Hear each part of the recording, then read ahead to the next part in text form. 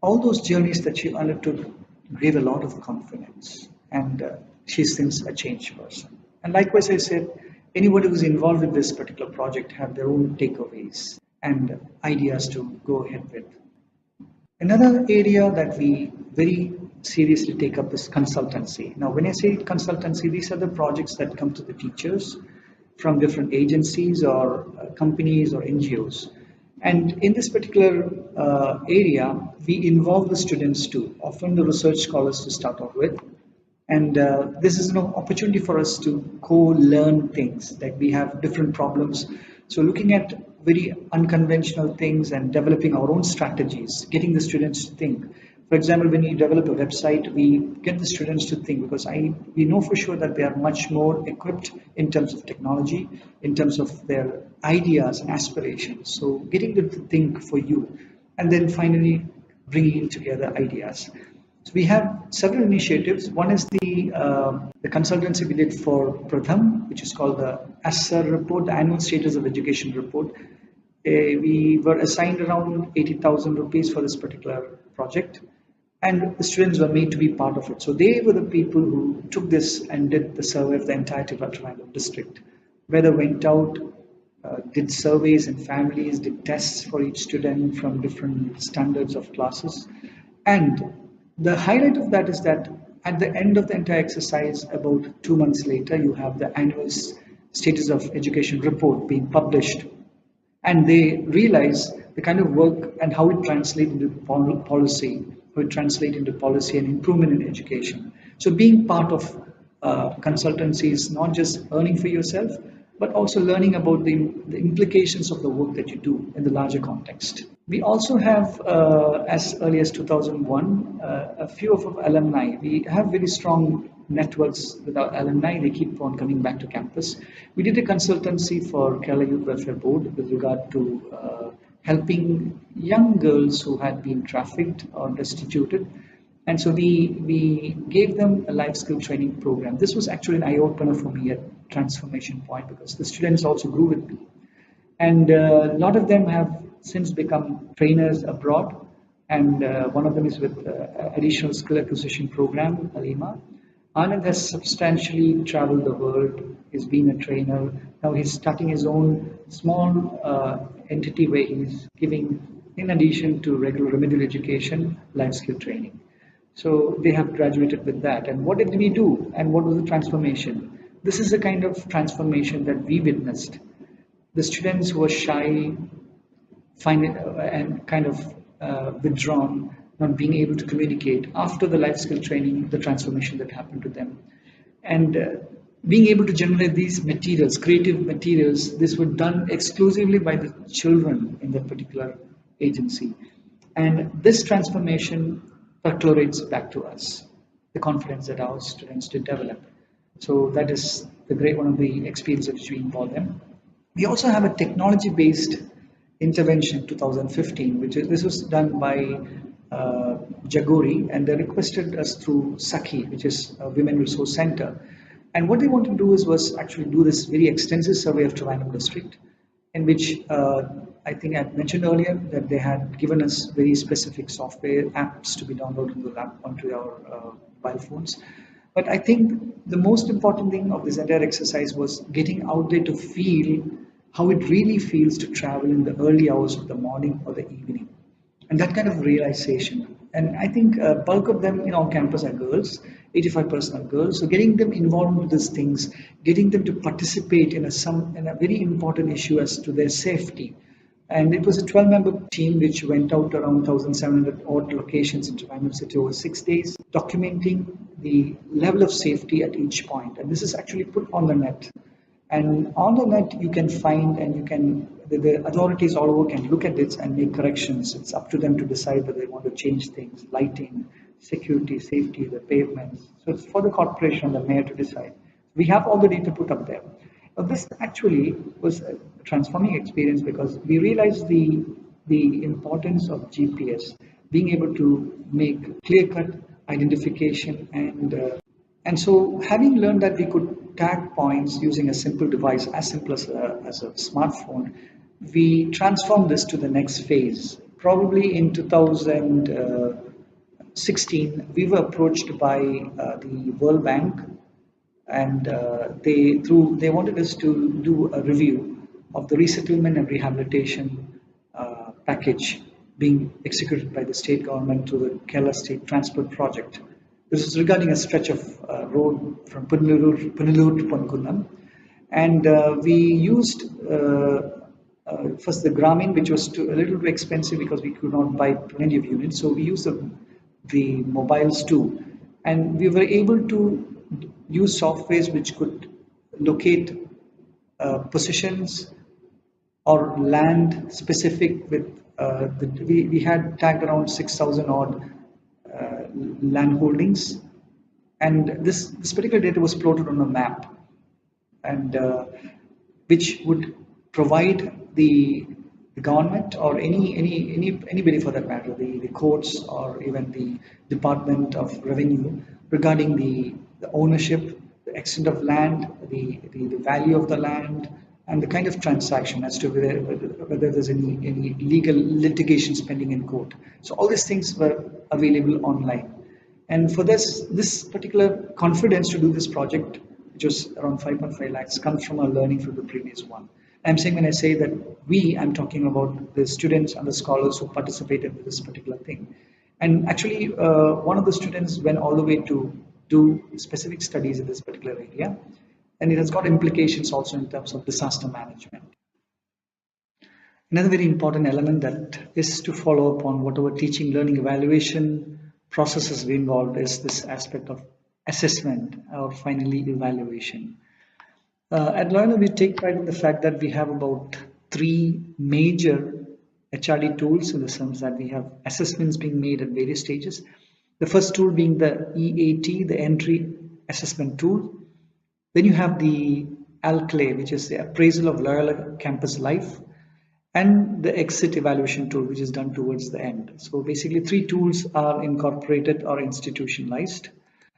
And the entry assessment tool basically takes a baseline measurement of the student or the learner at the point of entry, in terms of the basic academic knowledge, written knowledge, discipline, punctuality, their command over language, and also maybe measuring as to their aspirations on what they want to excel in various areas.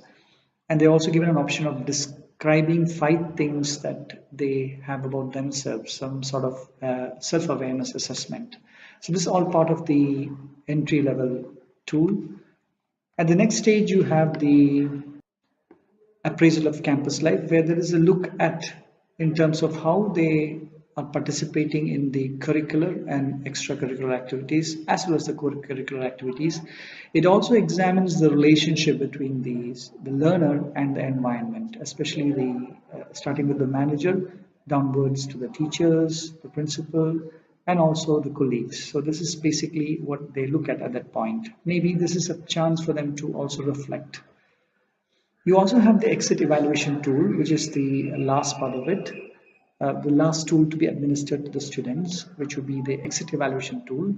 And basically it takes assessment of their improvement in terms of their skills, their communication, their self-awareness, their understanding about others, academic progress. So all these things are evaluated towards the end, right? And to understand whether they've integrated or achieved the goals they initially enshrined or what they had seen in the entry assessment tool. We also have other evaluation tools. This is one thing I would like to share in terms of one of my classes. I was teaching research in 2003, and at that time in a staff meeting, there was a discussion about an evaluation tool for the teachers, because we were also preparing for the NAC. So there should be something different to be done. And so this challenge was put in the teachers meeting. I took it to the class and asked them, say, listen, we have a problem at hand. We probably have the option of creating something of our own. And what we did was we asked them to generate what are the aspects that they should look at in terms of teaching. So basically a tool to evaluate the teacher. And the outcome is what we call the STEF. And this was very systematically done, because we could gradually at each stage try to incorporate the ideas. So they found out most of the important criteria that you value the teacher on, and there was a widespread discussion. We used the what we call the Delphi technique, in which we generated different parameters. They were combined, separated, and then maybe finally we arrived at around 22 parameters to evaluate on. There used to be a qualitative aspect as a content to describe their experiences with the teachers. So this was some contribution from the students and how they were involved in part of research and handling a practical problem at hand on campus. And the tool basically was put through, I mean, I think this is a process in which they evolved. First, probably getting the data collected from the students, passed to the principal, and perhaps putting it to the computer center and handing back to the teachers. Even this system was recommended by them. And this is a tool as we see right before us. Another very important and interesting tool that we had evolved over the years was this student accompaniment and progression tool, or the SAP V3, version 3 as we call it. This is unique in the way that we get the students to evaluate themselves on 22 parameters. Just like I say, catch 22. So we have 22 different parameters in the academic area: work, the quality and the quantum, the leadership, the team playing, dependability, sensitivity, reflection, innovativeness, the citizenry, interpersonal relationship, the extent to which they delight the people around them, the communication, the response to supervision, overall performance, and then finally the final question is that would you get employed?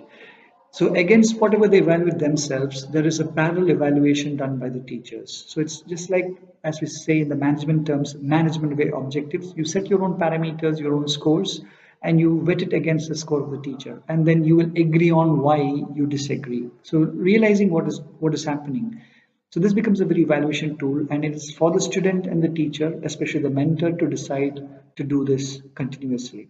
So this is a great tool of mutual reflection. This is in fact the original version of the tool being shown here.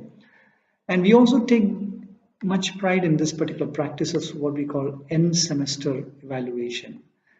Basically, what we do is we will get the students to sit after each semester, after the exams are over, after their internals has been done. This is the time during which we come back, we sit together, and we give them an introduction as to what are the themes. Primarily, it is curricular, academic, co-curricular, and extracurricular, and reflection on their life on campus, the extent to which they have developed.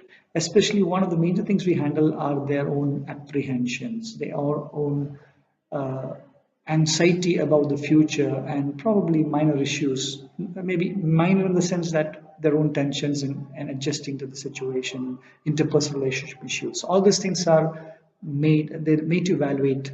So they do it in first as a first step in their own on a piece of paper. They do it on their own desks, following which they are put into small groups. So they discuss with each other their own reflections. And the next level of discussion is from the group. It is put on to, it is presented in the entire department community, where the teachers and the students sit together and we discuss on these different aspects. So a lot of reflections happen. And in general, as a principal, the teachers do not respond. They do not answer, they do not justify, they just receive everything.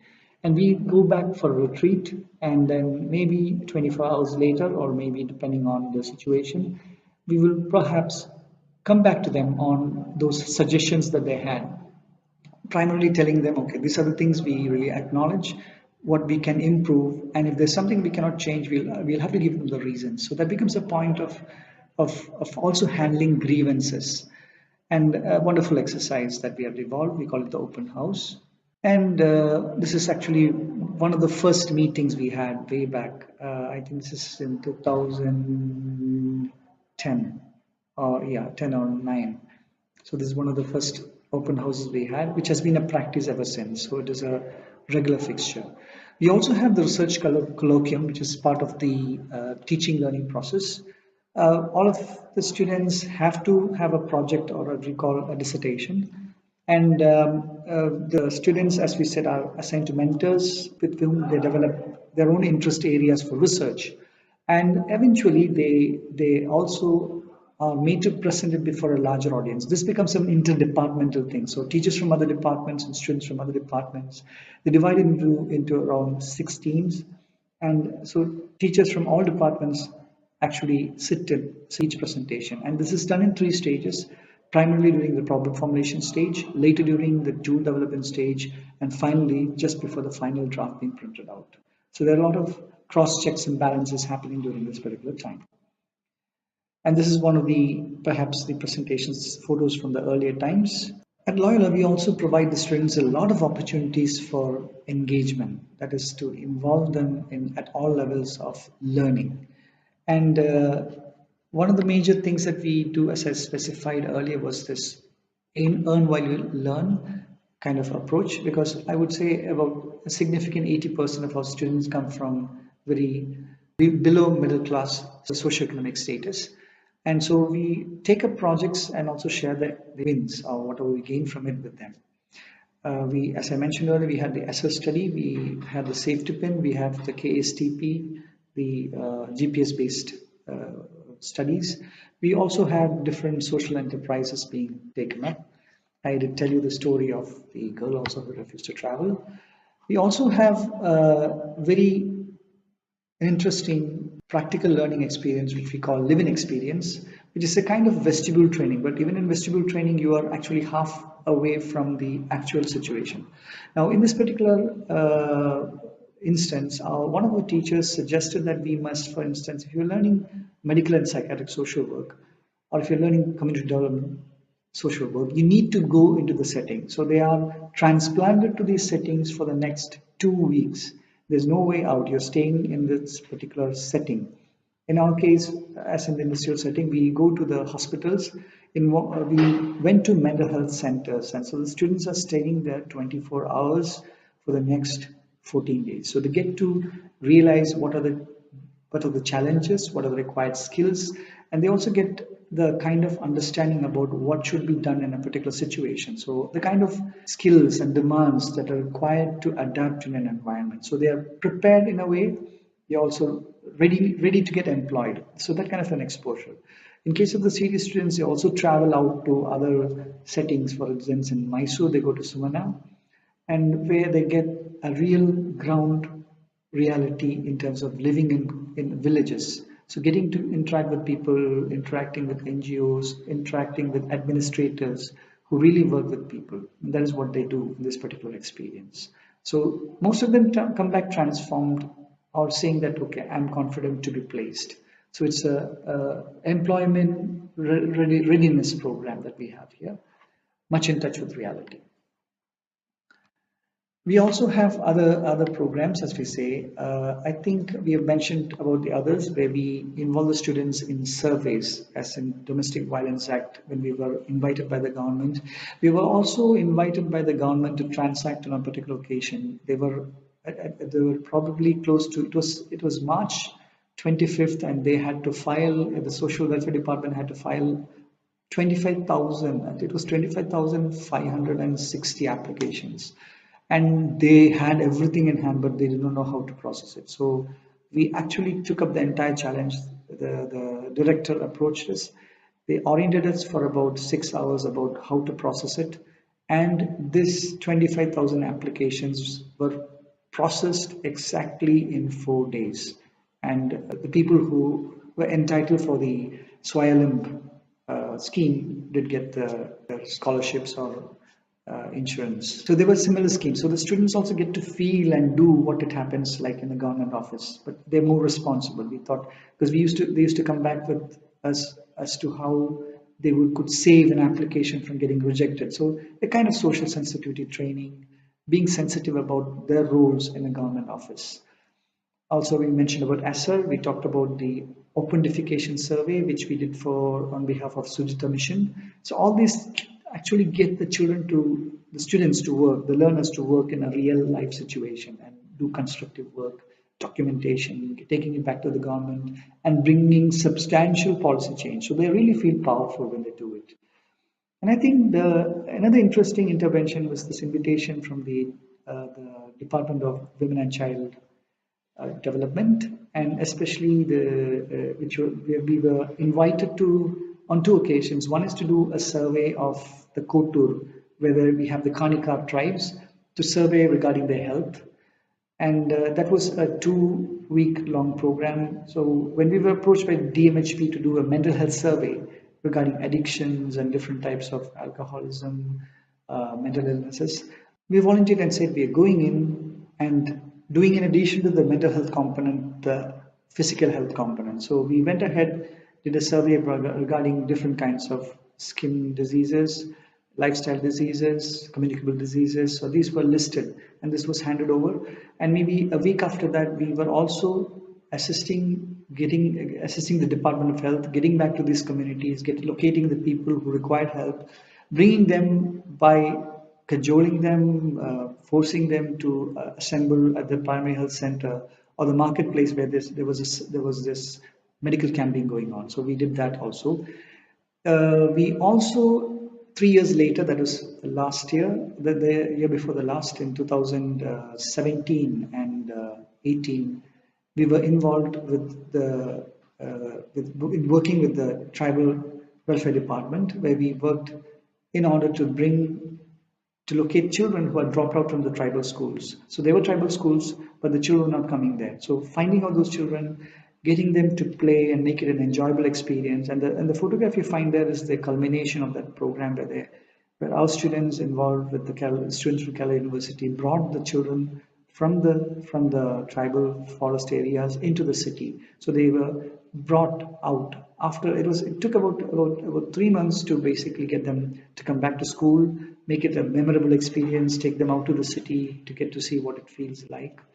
And a very significant thing that happened during that time was the timely intervention by Dr. Vasuki. I think I stressed that about it earlier too, because there precisely, and also when we did the participatory rural appraisal in Palakkad among the Adivasis, we had substantial support from the district administration.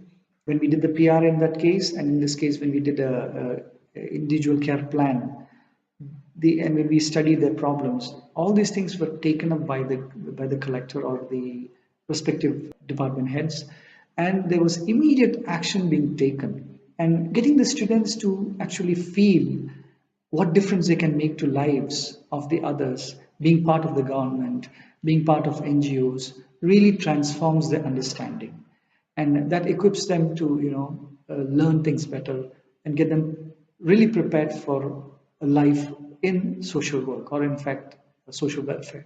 These are photos from the Kotor engagement, and you can see our students being out with them, organizing camps, maybe perhaps planning individual care plans, and then also planning with them regarding their future and things like that.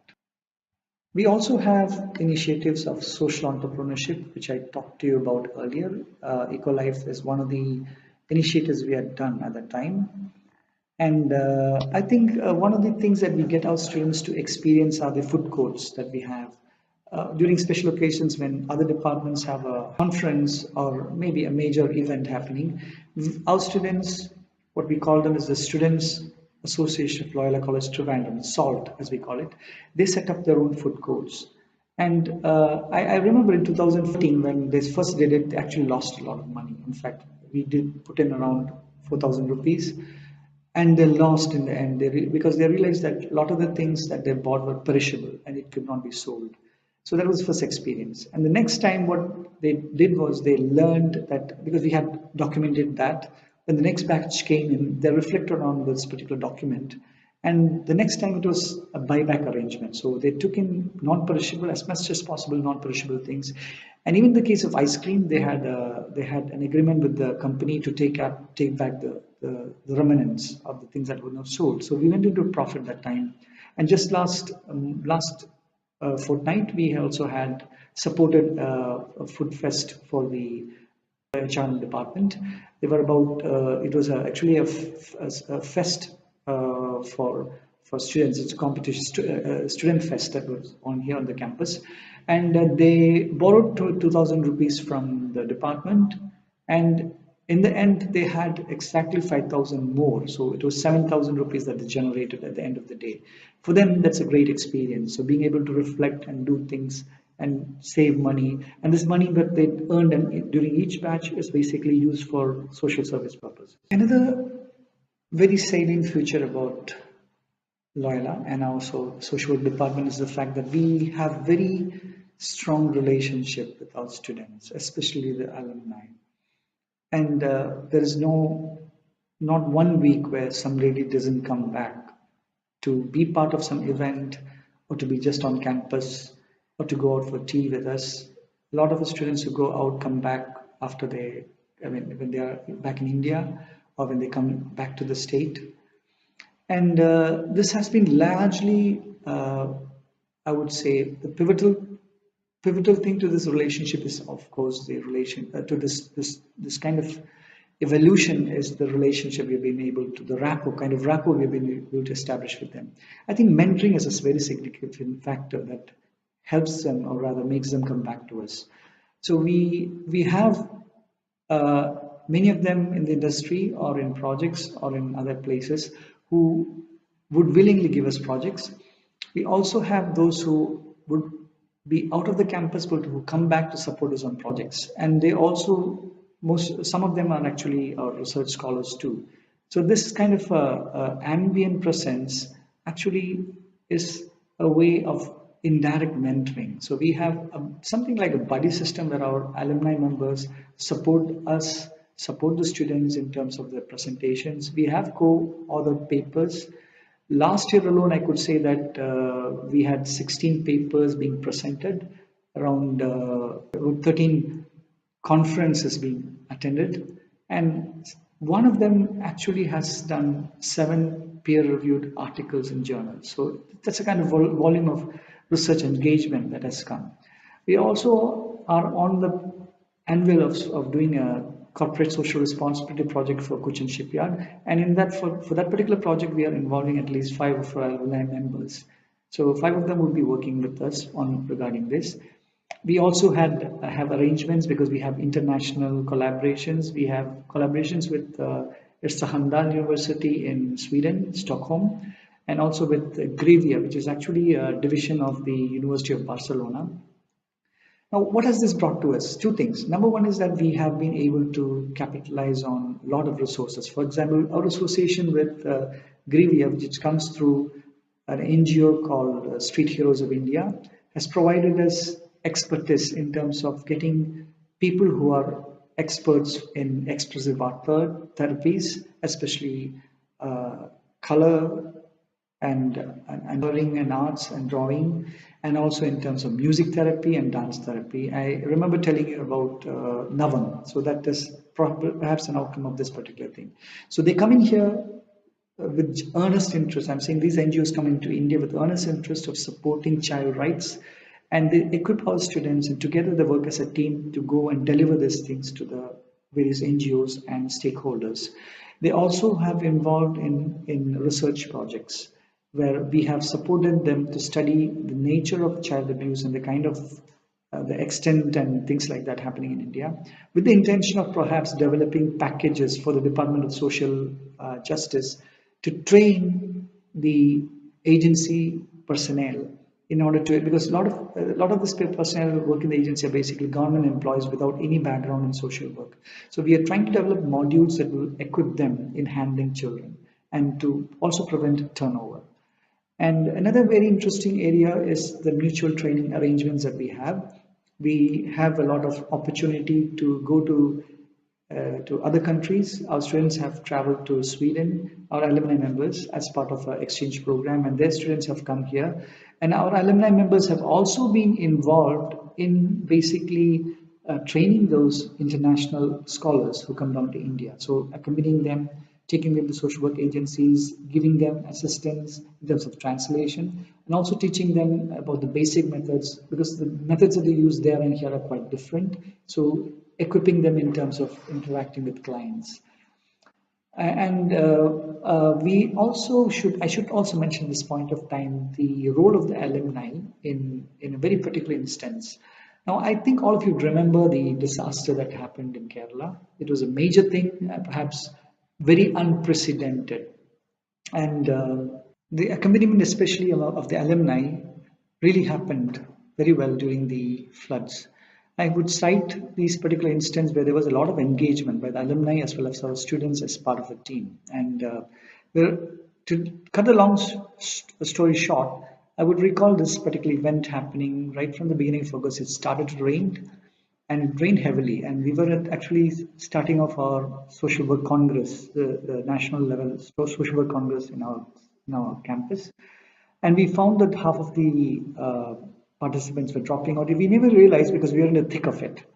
And it so happened that over a period of the next few days, that is between the 11th and the 14th, 35 of the 39 dams were opened, and the entire state, except for Trivandrum, was flooded. So these are some of the heart-rendering sights from the state. Especially, I think most of the photographs are from Cochin, and also from Shabarimala. A lot of things were happening.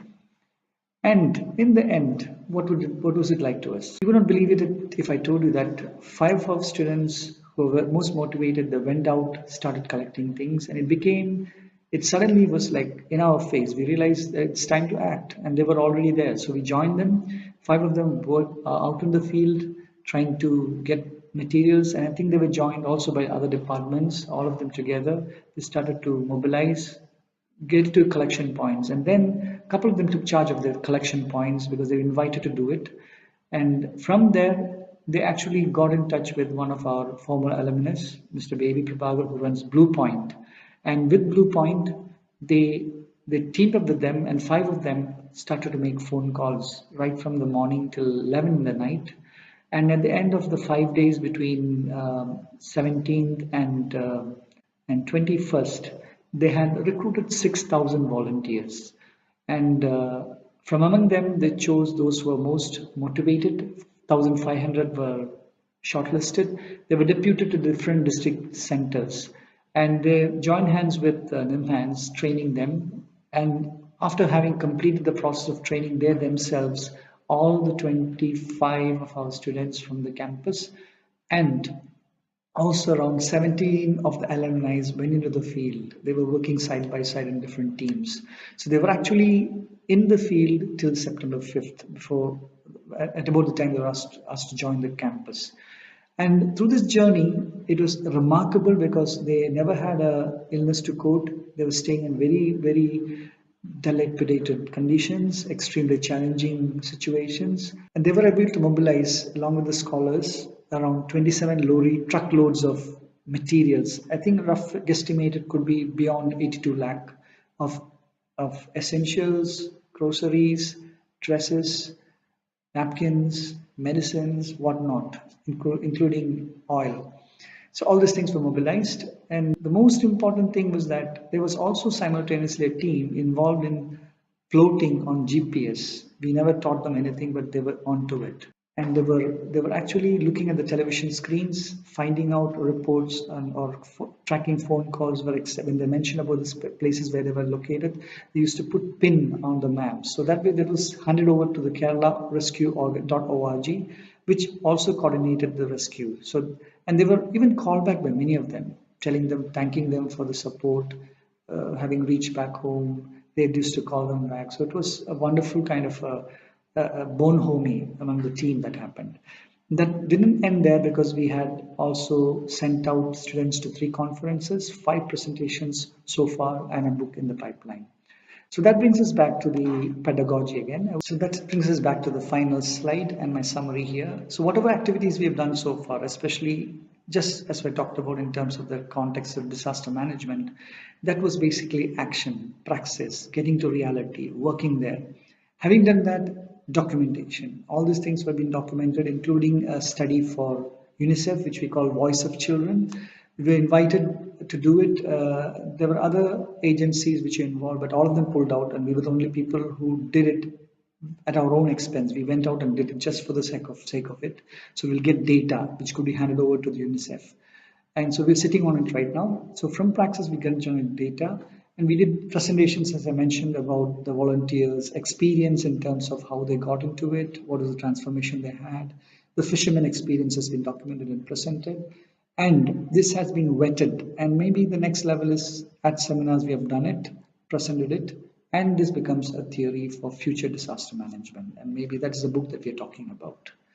And so thank you for your patience, and I wish all of you a wonderful time at Bishop Heber. Thank you so much.